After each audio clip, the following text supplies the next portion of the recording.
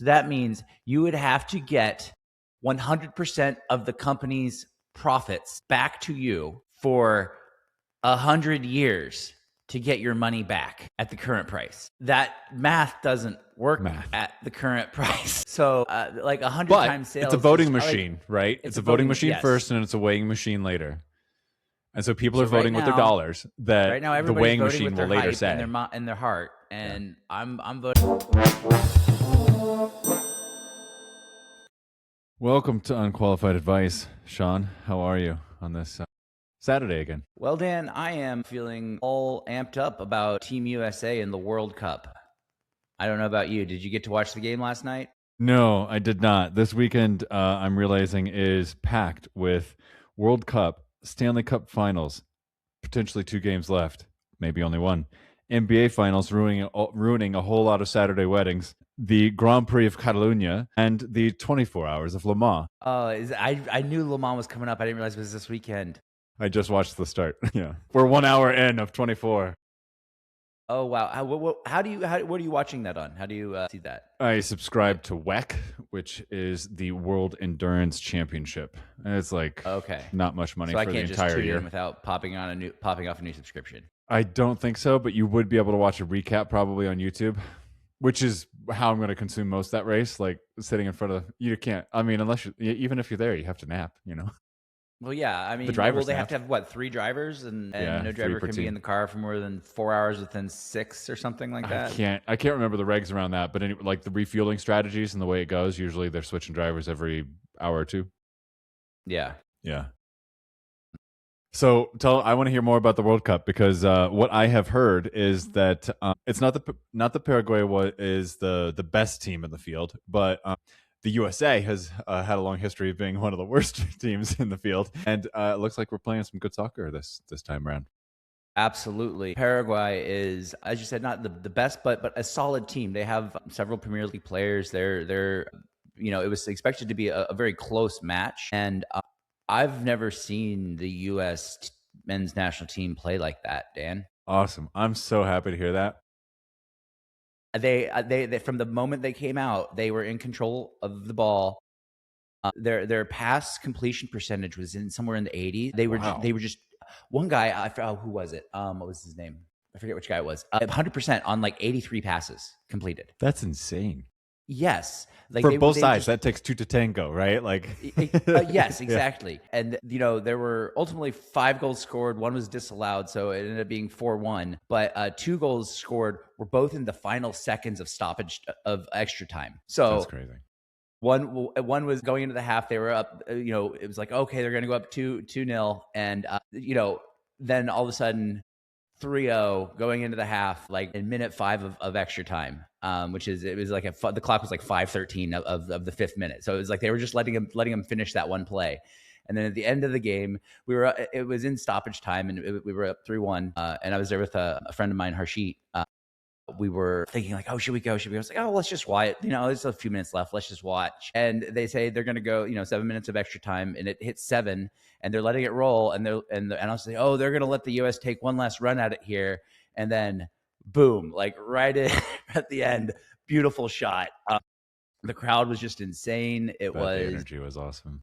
The energy was great at the beginning during the initial opening ceremonies. They announced every country that was participating, and there were cool. around the fan fest. You'd hear people cheer for different nationalities, and you'd see different nationalities there. Awesome. So, like, I assume people that her families are from those countries. Yeah, traveled in, all kinds of connections. Yeah.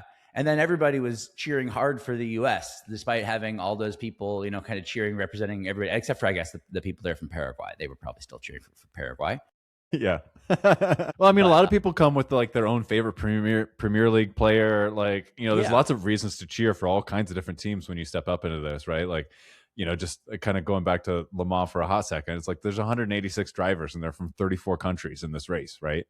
All in one little 24-hour stint. And I don't know, the coming together is I don't know, good 50% of what I like about the World Cup or the Olympics or a big race like Indianapolis or Le Mans or, so on. Yeah, I agree. The community of it, it's kind of one of those third places we've been talking about, In a way, yeah. And Centered around an interest. yeah, yes, exactly. And it felt very clean, very safe. I do want to talk a bit at some point about the economics of this and the security and everything that was going on. I don't want to hear Maybe about that. maybe put a pin in that for just a minute. But it felt very clean. It was, I would not have a problem bringing a family there. It was free to get in, Really? so that was good. Yeah, it was free. You could just walk in. Okay. Then things there were a little pricey. Which, Sure. we'll talk about. I think this has been happening with the Stanley Cup though too, because like you can only fit so many people inside the stadium, and then they always go to an outside shot, and there's just people surrounding the stadium, like cheering and seeing it on a big screen. They set it up so that it's not just an accident. I mean, maybe it started organically like that, but like they've got a setup to help the people like be part of the crowd and the energy and just be there even though they're not in the stadium. 100. I was so impressed at how much it felt like being not exactly there, but almost there. Well, the way it was set up, these things, I think I looked at some stats. They're saying that on average, these things cost about $1 million a day to run. Wow. Which doesn't surprise me. No, but given, wow. Yeah, I know some people here in the Houston art scene, and they work with a lot of like stagehands and people that do setup for the opera. And a lot of those people are in unions, and they're taking these gigs where they basically don't have a day off until August. Yes. And their shifts are they're working like 4 to 6 hours in the morning during getting stuff set up, and then off all day, all afternoon, and then coming back in the evening at night, getting things struck down. So. And again, we talked about the security. It felt like a pretty healthy ratio you would see in a school of students to teachers in terms of people to police. It was it was several dozen within the grounds and walking around and units kind of partnered off patrolling. Yep. And and you're only commenting on the ones that were in uniform. Yeah, this is true. There's plenty that are not in uniform. That's also probably true. So all in, there is a lot of money being spent on security, which I think is overall a good thing. Yeah. The last thing you want is the wrong headline.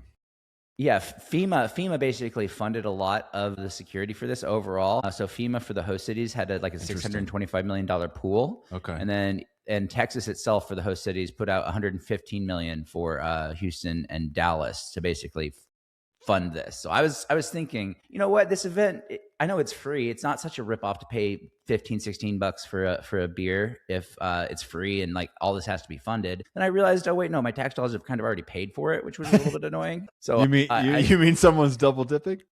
Yeah, so FIFA's just going to get. I looked it up about they're projecting about $12 billion from this that they're going to rake in from all the event. So it would be nice to see some of that maybe redistributed to some of the cities that covered the cost. But that is what it is. I'm sure we're getting a ton of tax revenue. It's not a bad deal. There's hundreds of thousands of visitors here. Yeah. There's a lot of additional tax revenue coming in. Yeah, tons of transactions off of this that go in different pockets.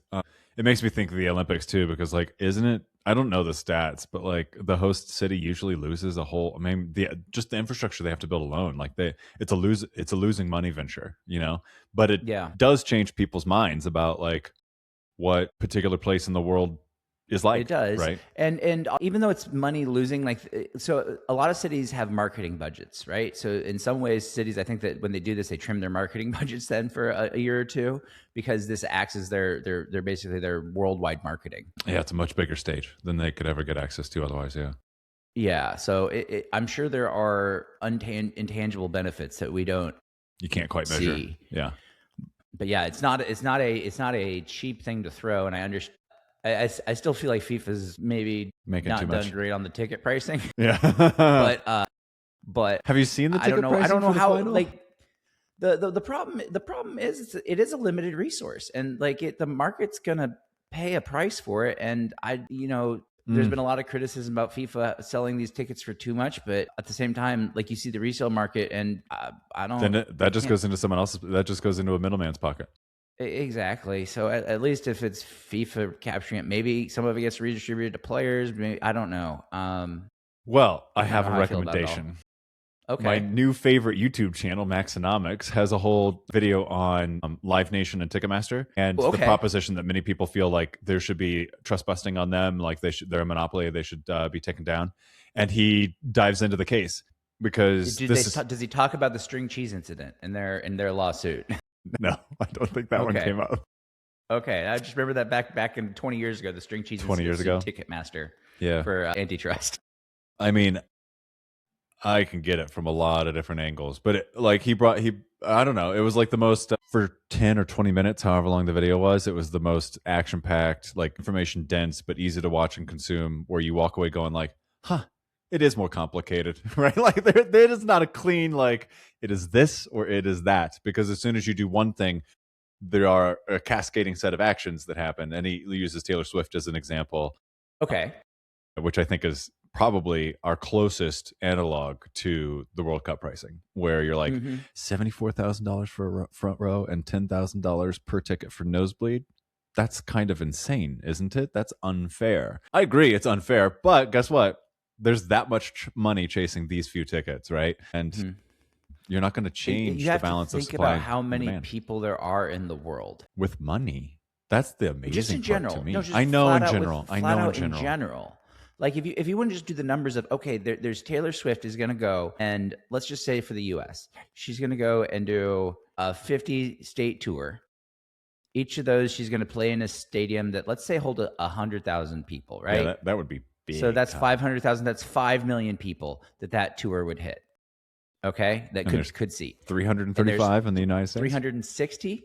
Wow. Okay. Is it 330? 300? Yeah, I don't know. Yeah. Somewhere around there. Yeah. 330. We're close enough for the math the mental math to work. So you're talking about, 5 out of 365. That's 1 out of 52, effectively, almost. So you're talking 2% of the people that actually then would get to experience it. So only, again, the 2% are going to be the it'll go to who can pay the price, which would then be the top 2% of people. Well, and money means different things to different people, right? Like I know Also plenty true. of people that have lots of money that would not spend $4,000 on a Taylor Swift ticket. And then I actually don't know these people, but I know they exist. People who don't have a lot of money that would spend $4,000 on a Taylor Swift ticket. So like it depends on, the individual's willingness to pay, capability to pay, and all the rest of that psychology and the assignment of value, right? One person looks at one object and says that object is worth something, and then someone else has an entirely different price. And that's kind of the beauty of the market, because if we didn't allow pricing to change, then, well, all kinds of dynamics get all screwy, and more people don't get what they want, is what the end result is, right? It would get even more stratified and more unfair. Precisely. It's such a tricky thing when you're talking about these truly limited. It's not a piece of software. It's not a track that you can copy and print again and again and again and again. They're all bespoke, unique experiences. This is why the third places, I think, are going to be so much more like, I want to see how they evolve over the coming years, because I think that. Like what I saw yesterday was an example of a third place where I'm like, this is a fun, like, community experience. I want more of this in my life, but man, is it expensive to do it like this. So how is that going to be?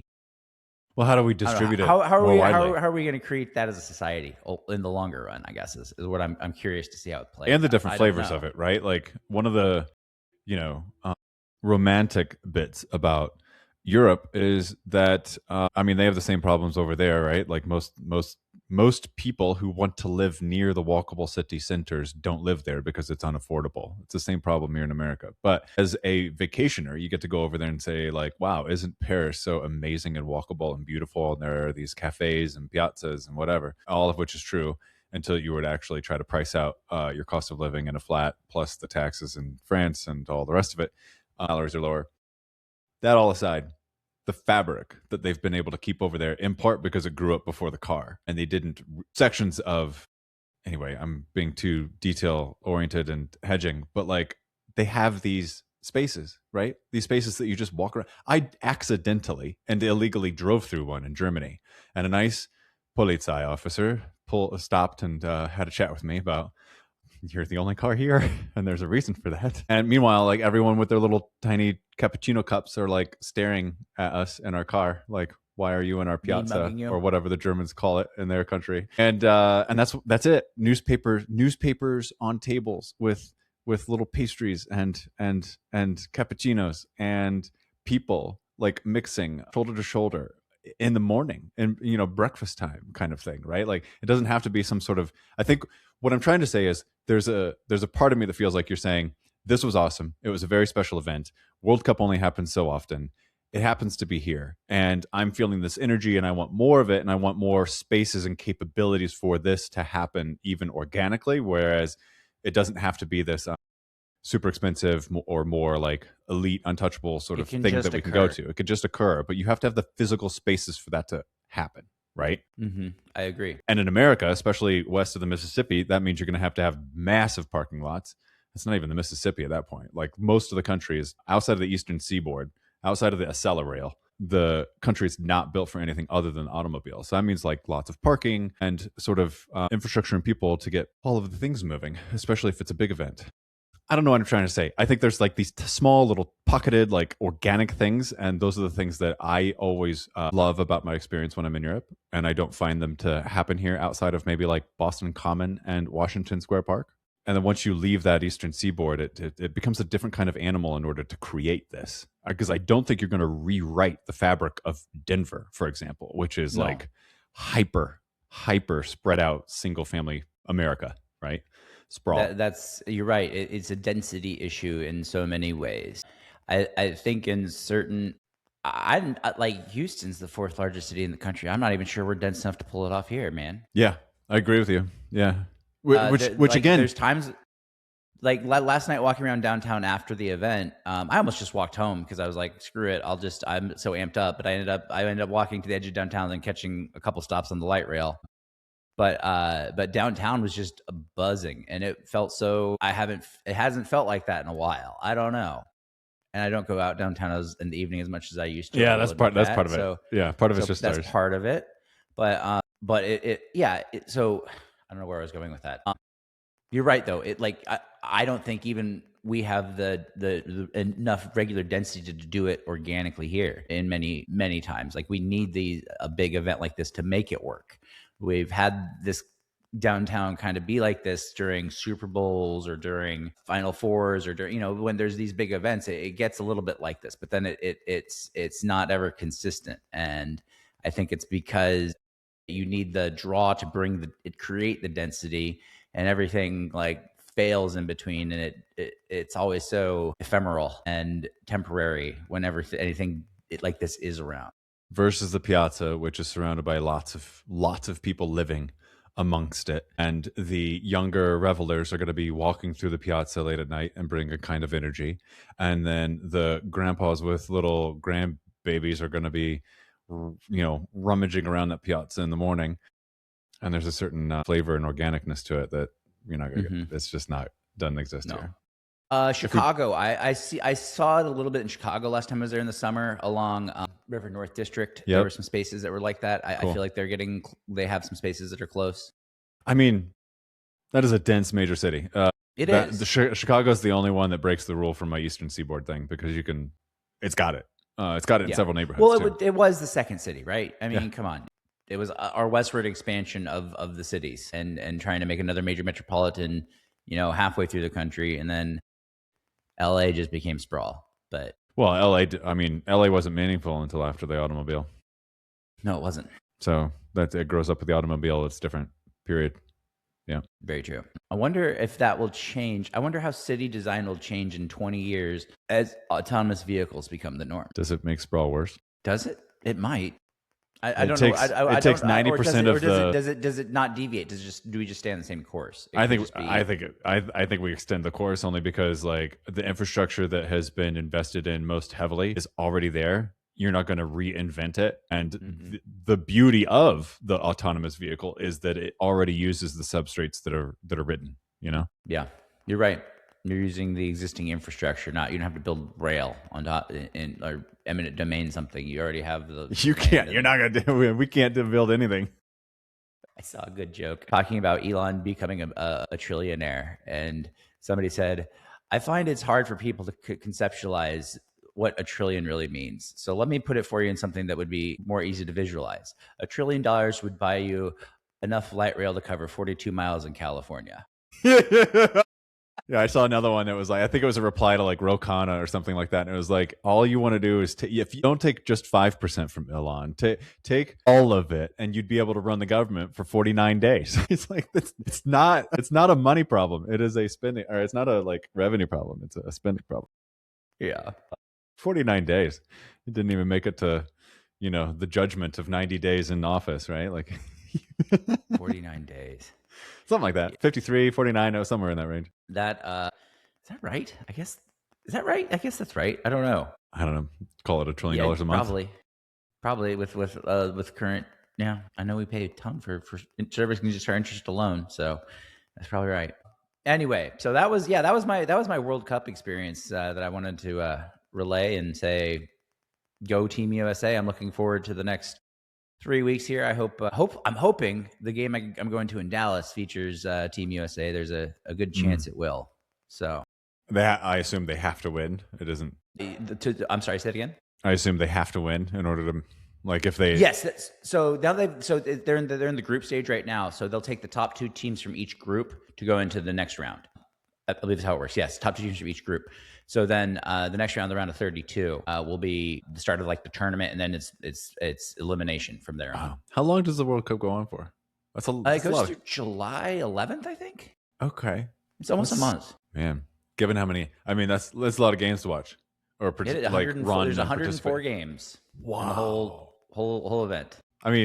Yeah. The reason I asked was like, does this thing run to August? Like, how do you fit all of them in? Yeah, it takes a month. I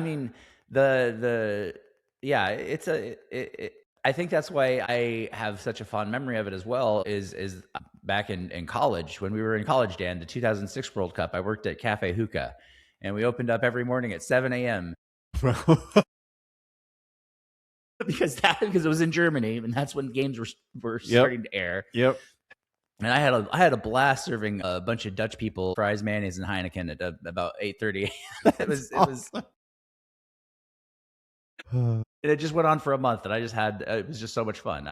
It's fun because it goes on for so long. It's not just a quick one and done thing. It has staying power, and it feels the duration. It's like the Le Mans race, It's the duration is what makes it. The duration is exactly. I'm leaning on that for just a hot second. Like the Triple Crown is the Grand Prix of Monaco, right? Okay. Short race, right? Like it's going to be defined by number of laps, and that's probably changed over the years with the speed and cars, blah, blah, blah. You're talking 2 hours. Mm-hmm. And then Le Mans, which is defined by time, 24 hours, pure endurance race. And therefore, all kinds of different incentives occur. And there's 3 classes of race cars. So there's like traffic. It's 3 races at once, essentially, right? It is. It's a total mess. In the best way possible. And it's on like country back roads. It's just a little village in France that started doing this a long time ago. Mm-hmm. The history alone is awesome. The reason why the ignition in Porsches is on the left side of the steering column is so that the drivers could not yet be in the car as they race into the cockpit and get the key in, rather than having to get in the car and then find it on the right side of the steering wheel. A little bit of trivia there for you. But then Indianapolis is defined by the number of laps. And so the race has gotten shorter and shorter and shorter over the years. Used to be in 1911 like an endurance race. I don't remember exactly how long it would take, but at 68 miles per hour, which is like the top speed back then, takes a little bit longer than at 240. Yeah. So anyway, I just all that stuff is kind of interesting, where like how you divide up the thing, and then how that it evolves the incentives over time. You're right. I've never really thought about it in that light, but and I think that also tests the different aspects of the mechanics, right? You like to win that Triple Crown, you have to be able to build a car that is exceedingly fast at short distances, and be able to perform also well at very long distances, and be able to handle not just left turns, but everything. Yeah. They've changed the Le Mans track several times, just reduce speed, slow it right? Down. Yeah, slow it down. And they had wasn't there like a hump they used to have that like cars would go airborne on that they had to level off? Yep, some deaths because of it. Yeah. Mercedes left Le Mans like totally after their car went airborne and into the forest. That was like their last year at Le Mans for a long time. I don't even know if they're in it. Well, they're in it in the GT3 class, but not the hypercar class. So anyway, okay. Anyway, it's our nerdy racing talk for the. Yeah, I know. Yeah, I mean, only so many people in my life will listen to me talk about this stuff. So here you are. Here you are, Sean. I'm just glad I know enough. I'm just glad I have enough interest in it to at least be familiar with it. Yeah, from the. I mean, I honestly, of all the races, like I think Le Mans is the most interesting one to me. Like it is. Yeah, I agree. Like it's a gnarly the idea problem. of it is just it fascinates me. It feels more of a time, like more of a like we're trying to push the limits, you know, in a more exploratorial manner. I think the surface area of where you're pushing is bigger, right? Whereas like Formula One is really just it's extremely narrow, and with that is kind of amazing stuff. And then I would say Indianapolis 500 is the same way. It's extremely narrow. You're only turning in one direction. The tire loads are very specific, and so like the engineering problems are very specific, whereas Le Mans is more like, okay, well, we need a fast car. Okay, cool. We need great drivers. Oh, great. We need great strategy. Got it. Okay. Now, is it possible to change out the entire rear end of the car in less than 14 seconds? Audi can, or did back in the day, right? And those are the kinds of engineering problems. Like, can you change out the whole back end of the car in 14? It was like diff, the whole thing. Mm-hmm. It also, yeah, there's the technology involved in those cars where they're all hybrids now that have, you know, they're getting 200-300 horsepower from an electric and 500-600 from you know, a V10 nice. V12. Yeah, like the what they're doing on a systems level engineering wise is truly like you see the dashboards on the cars and it's yeah, the steering wheels are like 200 grand. Yeah, really, I'm not making that up. Like you can't, like, not anybody can drive one of those things. No, is what I'm going to say. Yeah. Well, Toby Lutka, the founder of Shopify, is out there in an LMP2 class, which is a class like, and it's the middle class. Every single car is the same, so it's kind of like pure driver racing for some people is the way they look at it. But yeah, just you do have to. I think he has a bronze license. Shows you just how much licensing and time you have to spend. I don't know. I don't know my way around those regulations, but I do know that if you have money, you can go racing. Yeah, it's definitely, it's always been a gentleman's sport, like from the very beginning, for sure. Yeah. Well, to win, you're always gonna have to have the best technology, and the best technology is always gonna cost a lot, and by the nature of it, it's not. Yeah. Well, Formula One was born out of the defunct airfields in the United Kingdom after the war. That's where it was born out of. A bunch of aircraft people with not as much to do because the war had been won, right? And sort of. Yeah, the gutting of the economy of the UK up there. So anyway, that's where F1 was originally born, and I think that whole history is kind of interesting for I don't know anybody that likes history, or you don't have to be in love with racing in order to kind of love that history. It's kind of fun. Anyway, circling back, you missed the SpaceX IPO by 4 days. Is that right? So close. So close. So close. Good memory. So close. So close. My question for you, though, is did you get an allocation? Because this was the highest retail allocation ever, I think. I'm sitting this one out. I know that it's probably not going to go down in the next 6 months, but... You don't think so? The lockout? Well, I mean, the lockout slowly expired. Like the way they have it, the tiered lockout going, and they've allowed everybody to enter in terms of index access. So there's going to be a set of buyers for them to sell into. So there'll probably be some declines, but if the people that are actually, you know, the true believers, the lockout, like are smart about how they sell, it probably flat for a while. Maybe, I don't know. Like it's going to go. Initially, here's some volatility for the next couple of weeks, you know, to a couple months, probably some ups, but then I feel like it'll have some flatness to downness ultimately, and I feel at some point you're going to be able to get it at a better bargain than $2 trillion. Say more about this tiered lockout. I was not familiar, and then I will talk about a particular strategy around lockouts that has paid me a few times. So they have I'm not by any means an expert or extremely well versed in this. Just what I have been reading about it is there's lockouts with different expiry periods effectively. So that like not all shareholders can sell at the same time that have been, you know, long-term shareholders. So it's good, and it's staged out over I think 6 months. Is it really? When they start like unlocking at 3 or something, and then it's like 3 to 6 months after that. How do they decide? How is this assigned? Huh? How is this assigned? How do you know what? You know, I don't know the details enough to. That's a good question. Interesting. I didn't know there were tiered lockouts. I mean, yeah. I don't study them, but yeah. So that I think, well, because they were trying, my understanding is they were trying to set it up such that there wouldn't be a big dip once that lockout expiry happened. And that was my alpha for a while. Yeah. Yeah, because Elon didn't want people to go start selling and see the share price start. He's been trying to structure it so that it stays, I'm sure, as financially stable as possible. Like at that price, he wants that price for a reason, I'm sure. But ultimately, he's dragging a lot of retail in with him. Like, and he is the populist of the public markets in some ways, and more. I mean, quite a few ways.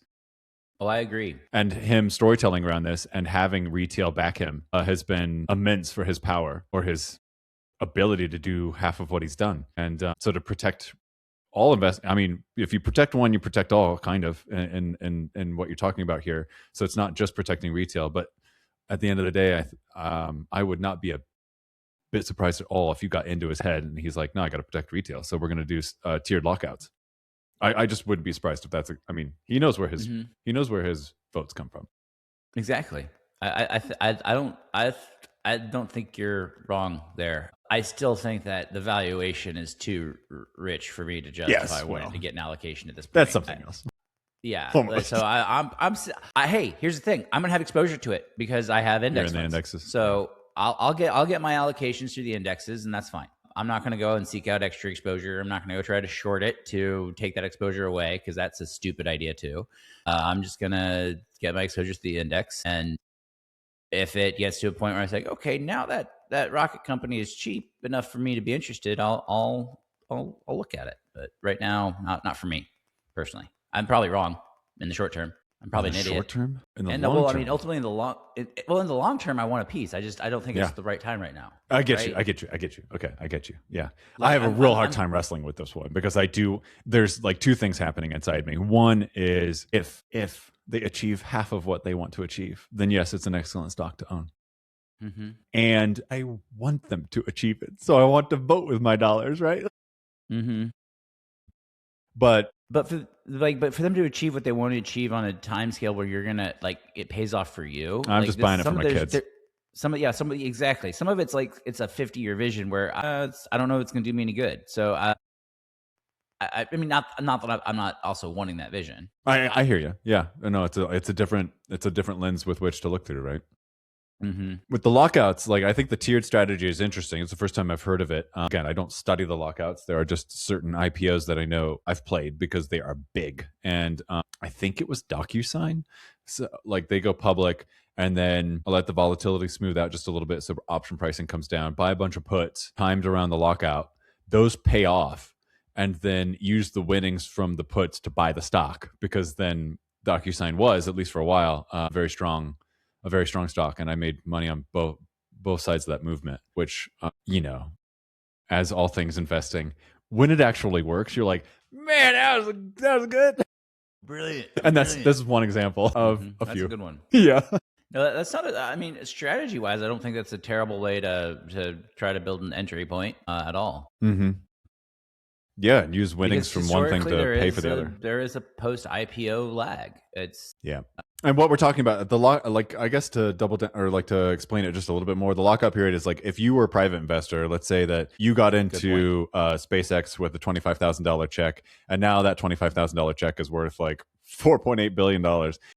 You cannot just, as soon as the IPO day hit on Friday, you can't just dump your stock.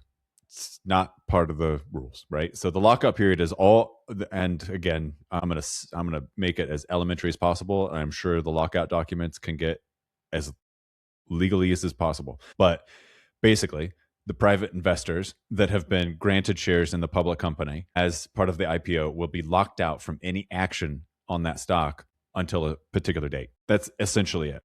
That's essentially it. Yeah. So you can't sell immediately. You have to wait. And then once that date hits, because then people can sell, you tend to see a bit of weakness selling and a bit of weakness. And it comes down off of that IPO price back to, or oftentimes below the IPO price. And again, every investor has different sets of incentives and rules and mandates. think of the shareholder mix in lots of these tech companies that go public. They aren't just, you and I who happen to get lucky and are like, well, I mean, if I sell 100 grand of stock, like eventually that's cool, but I'm not really looking to liquidate. Versus the venture fund who owes that money back to investors and is to some extent a forced seller, right? In order to turn it into cash, to return it to investors, because you didn't hire the VC to be a public investor, right? So things have changed, and the stage of the company has changed. So anyway, just to paint the picture of like some of the mechanics behind how and why certain things occur, and some of them can be predictable because of what is written down on the documents, and knowing that certain shareholders have certain incentives and certain forcing functions behind them. Because I'm sure, I don't know if Andreessen Horowitz has stock in SpaceX, but I'm sure they're looking at their stock going like, I don't want to sell it. But if they have stock, they're to some extent going to be forced sellers in order to return that cash. Institutions are a giant holder. I heard somewhere that institutions overall own 20% of SpaceX. So that's normal for an IPO, yeah. Yeah, which is really normal. No, but I mean, they were also on the private side. Direct, not through a VC. Okay. Yeah, that's cool. So there are a lot of institutions like basically just like double their endowment size. Yeah. Effectively because of what this is meant. So some of them will be looking to diversify because again, I think it's a little overpriced for the actual promise. Or here's the thing: give it a few reports. Like let's see how the quarterly reports they don't go make for profits. a year. They make a few profits. It's just not much. And no, the bottom line. I thought it was money losing. Oh wait, no, you're right. You're right. They're net unprofitable. You're right. Yeah. And it's they have good business units. They have good business units. They're but the thing is priced at 100 times sales. Yeah. So that means you would have to get 100% of the company's profits back to you for 100 years to get your money back at the current price. That math doesn't work at the current price. So like 100 times sales. It's a voting machine, right? It's a voting machine first, and it's a weighing machine later. And so people are voting with their dollars. That right now, the weighing machine will later say in their heart. And I'm voting with my mind right now and saying this thing's going to come down to at least 50 times sales, and then maybe I'll think about it. Okay. Yeah. It's still a silly valuation, but I don't know. And I'm probably wrong for that. I don't know. I mean, no one knows technically, but like think about some other big stocks that have gone topsy-turvy, but also if you would have purchased them on IPO day, you'd be filthy rich today if you'd done it. Amazon, Facebook, these stocks had like 80%, 90% drawdowns inside that hold time if you would have just bought on IPO day and held. Right? For 20 years? When did Amazon go public? 01? 25-year hold period? Yeah.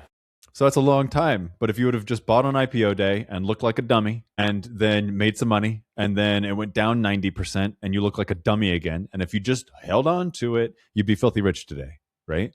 So I say that because some of the people are going to buy on IPO day here and they're going to look like dummies through this hold period and they're going to end up doing great.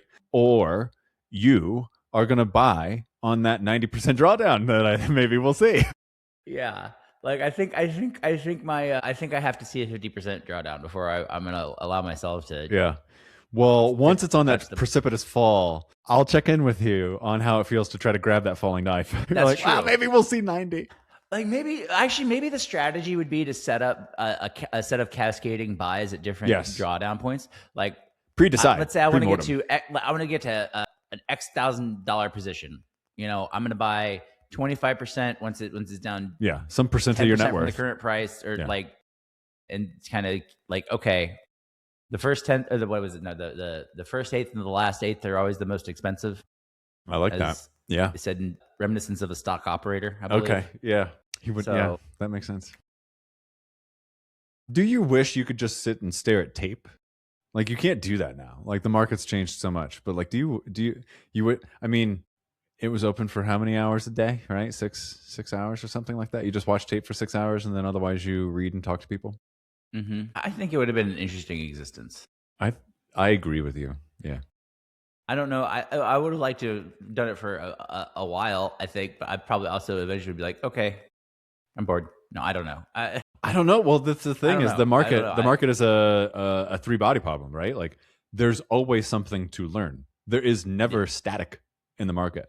You can always be better with your own mind, and the market's constantly changing on you. There is no like, oh, this always happens. I was talking about the lockout strategy. Well, guess what? Now they do tiered lockouts. That strategy's gone, right? Now I got to find a new one. Yeah, that is true. It's always evolving because people will say, "Oh, there's a alpha there," and then it will get Arbitrage whittled away, right? Yeah. If there's a place where advantage can be found, it will be found and figured out how to like taken away effectively one way or another. Except Birkin bags. Yeah, Birkin bags. My refrain. Yeah, Birkin bags. Okay. Well, one other thing I wanted to ask you, Dan. What was it like to talk to God for a couple of days before the government took it away? Complicated? For the uninitiated, Sean is referring to the Mythos 5 class model that was nerfed a bit and released to the public and called and referred to as Fable 5. This Mythos model is the one, if you're not up to speed on it, is the most powerful model ever created by Anthropic. They chose for safety reasons to not release it to the public. However, they did release it under Project Glasswing to a series of large financial institutions and other infrastructure providers, absolute critical companies that keep the world moving, as well as parts and pieces of the US government, I think. And in part because it was unusually strong at cybersecurity capabilities, both forward and defensive. So Project Glasswing was trying to hand it over to these companies to solidify their systems more quickly against the capabilities of this model. So it was a defensive posture. My guess is that part of the spat with the Department of War is not only ideological and ego-driven. My conjecture is probably also capability-driven. Anthropic doesn't want certain capabilities to be used, and the Department of Defense or War, whatever, says that whatever tool you sell us, we are in the driving seat of what that tool will be used for, which is how it's always been. So Anthropic is to some extent try to do it differently. Anyway, this tussle, I think, is at the source of what we just saw occur late last night. Late last night. It was a big drag. It was a big bummer when I got home from the World Cup. I'm like, oh man, I was going to go work with Fable tomorrow.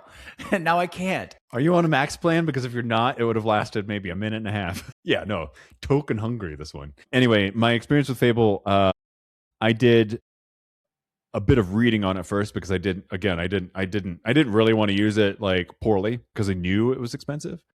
I didn't want to nuke my account. I rely on this stuff now to do a lot of my work. It's pretty crazy.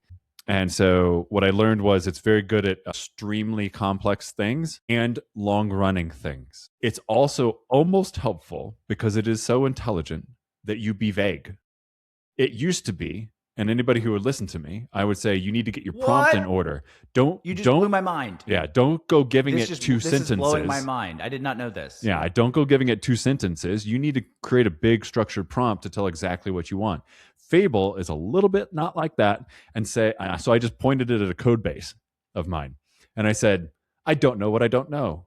You are this and an expert in these, sort of like sub expertises, and I need you to explore, hunt, audit, and go through this code base and create a very large plan for me that we can give to smaller sub-agents, whether they be Opus, Sonnet, or Codex, and create these to-do lists, plans, handoff documents. And that was a very useful thing. I'm very happy I got Fable for 2 days or whatever it was. But I did nuke my tokens. Well, I'm sure I would have gotten like 5 minutes of work done then today had I had the opportunity.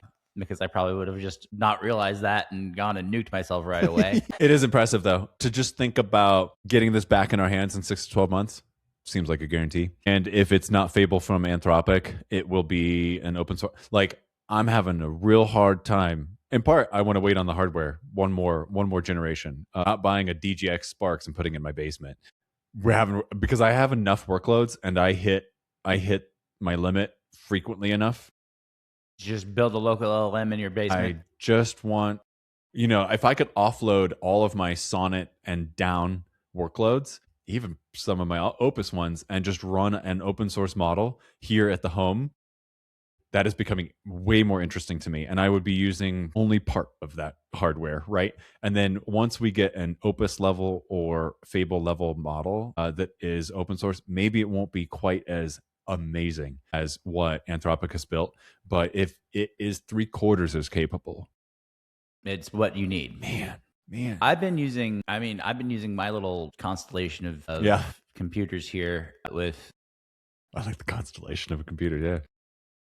That's exactly what I have. I have literally right now. I have 1, 2, 3, 4 computers within arm's reach. You've gone IT. On IT. That's how my desk used to be. Yeah, but I have 2 machines that are running LLMs. Like I don't know why it took me a month to think about it, but to install an LLM directly on my Mac Studio that is a big beefy machine, and started offloading like more tasks to that, and that has definitely helped my efficiency in terms of using up token limits. I initially was doing it with another PC I have that was less powerful. I'm like, why am I not just putting this my most powerful machine? I'm not doing this the right way. What am I thinking? Well, I'm with you. Like prices are too high now, but once the fever pitch declines and maybe prices return to a normal level, I see a future where a lot more people have a little server inside their house that's doing things like you and I are talking about. I think so too. I mean, it's not going to be everybody. It's not like my mom's going to set up a server room or something. But Fable was going to be taken away from us on June 22nd anyway, and gone to API pricing only. So I bet within 2 days I used about $18,000 worth of Fable. That is my guess based on token prices, and I'm very happy that I got to do it. But those are the kinds of as these 2 companies, OpenAI, API, oh my god. Too many acronyms. My brain's getting mush. Yeah. OpenAI and Anthropic go public. My question is, if you open up Twitter, you might get some strong opinions all in one direction, and mine's more of a question because I don't think the dust is settled on this. Is as they go public, are investors going to be hammering and demanding that they turn profitable, and therefore token prices going up, and my $200 subscription goes to $2,000? And what does that do to demand? Exactly. Well, and also what does that do to the open source market? Yeah. Oh, that's true. So like all of a sudden I'm looking at a $5,000 piece of hardware and an open source model that is 3/4 capable. Then it all goes to Quen in China? Like it doesn't have to go to China. If I'm buying, look at those prices. Look at my alternatives. I'm going to buy the DGS Spark, and then I'm going to run Quinn locally. None of that data is going to China. It's a good model. I'm just going to use it here. I'm saying it's going to Quinn model out of China. That's what I'm saying. It's going to a Chinese developed model. Yes. Open source. Yes. I don't want anyone sending their data to China. That's my. No. Yeah. Exactly. That's my red line. No. That's. I mean, I have a couple Quinn models set up here because I do too. They're good. Quality. They work. Yeah. I think it's going to be for the price. Yeah, the price of free. I mean, me having to have the silicon here and the power, but otherwise, it goes back to that willingness to pay and like having to own and operate your own infrastructure. Mm-hmm. Which the model is the commodity. The hardware is the value, right? Yeah, because you give me better hardware, then I'll take whatever the best model I can get my hands on, right? Mm-hmm.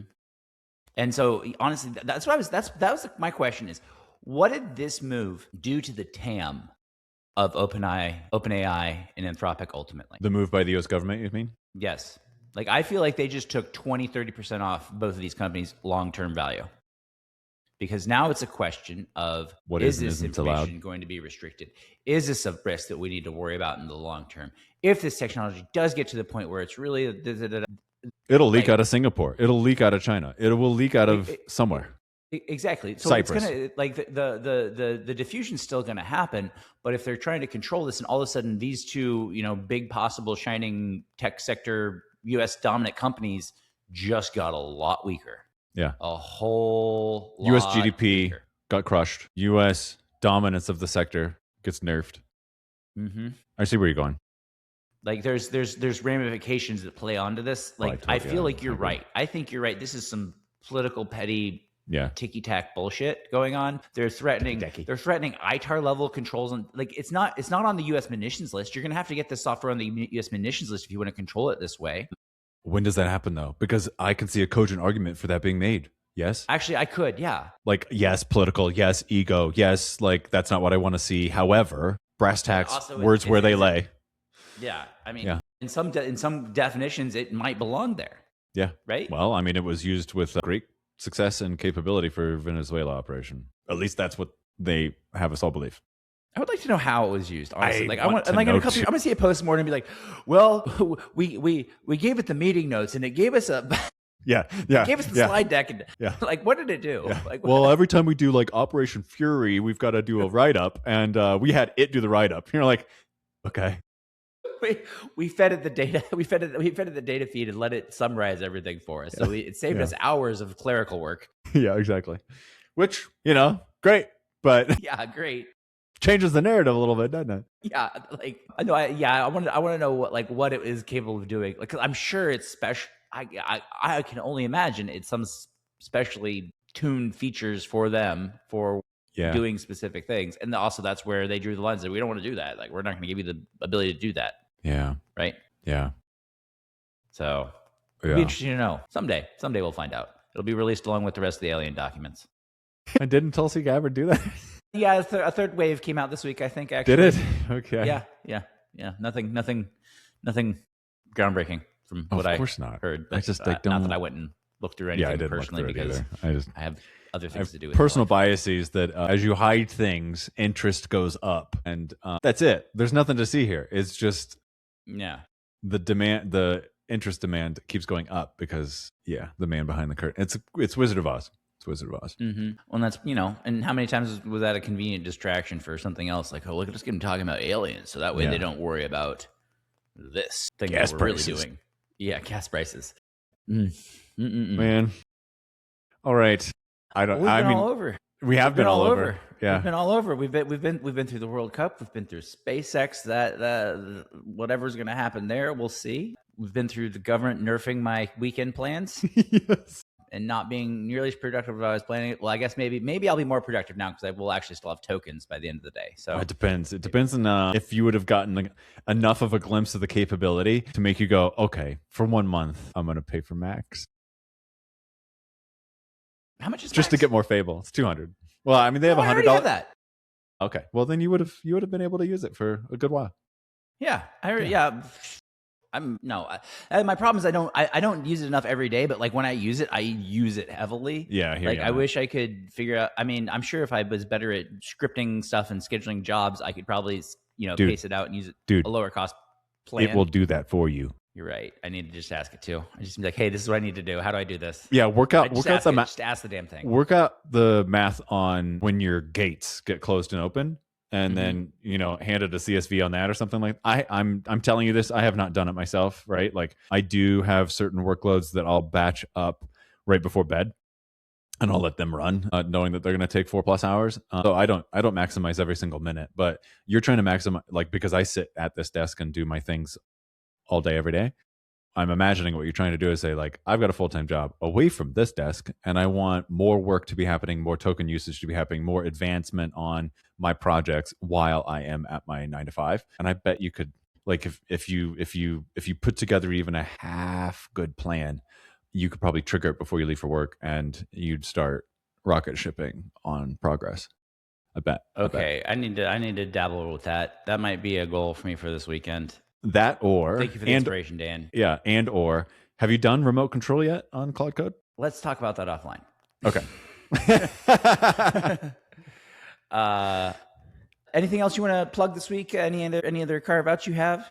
No carve outs. I would just say, like, instead of leaving everyone in the dark on the remote control thing, both Codex, the app and model, and Cloud Code have remote capabilities. So if you switch them on, and then you have to do some finagling around connecting your app on your phone to your session that's on your computer, and you have to make sure your computer doesn't shut off, and yada yada yada. There's like things to work out.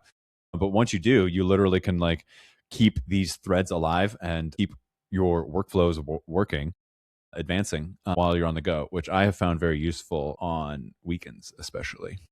So that's it. So like if that's new to you, go explore it, because if you feel like you're always, I don't know, there's a bunch of like, we could all go touch grass a little bit more, but there's also that like I could be working more and also touching grass at the same time. And I'm not saying that that's what you should be doing with your life, but I am doing it right now. remote control has been really helpful with just, I look at my phone for so much of this nature of what you might need to do is just check and be like given an approval and say this or this, and it's, I need to check in, like answer a text. I need to answer a text, and then my agent can keep working for me as long as I for another 2 hours. Right. Yeah. Otherwise, I got to wait. I can give a 30-second reply, and then 2 more hours of work happen, and I'm sitting here watching my kids play soccer or having a lemonade in the park. Yeah. There you go. So go touch grass. Go touch grass. Go build something. And go build something that lets you touch more grass.